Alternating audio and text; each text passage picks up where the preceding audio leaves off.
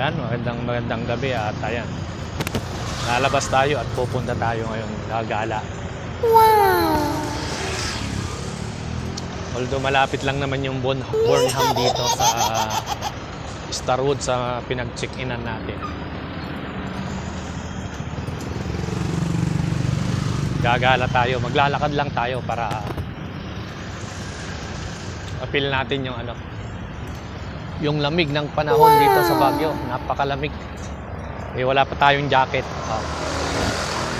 Kalimutan natin nagdala ng jacket, guys. Kaya tiis-tiis muna ng lamig. At ayan, bilisin na natin para may maabutan tayo sa Bornham. At ayan nga, sinusundan natin yung dilaw na yan. At yan yung palatandaan nga papuntang Bornham. At baka wala na tayong abutan, kaya ayan, bilis-bilisan natin. At ayan nga, putol na. At ayun, nakita ko sa kabila. Ayun, sinundan ko ulit. At ayan nga, ang bumungad sa atin, mga taong nagpapapicture sa mga robot at mga nakakostume na tuwang-tuwa yung mga bata. Ganon din yung mga isip bata. Nagpapapicture din sila. Ayan si Spider-Man. Gantin siya.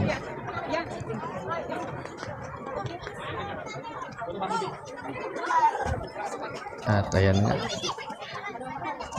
At ayan, puntahan tayo dito sa may At akala nyo, kayo lang yung nagpa-picture, ha? Ako din, nakapag-video rin ako para hindi ako loady sa inyo. At ayan, maglakad-lakad tayo. At ayan yung sumunod na nadaan natin yung mga rentahan na mga bike.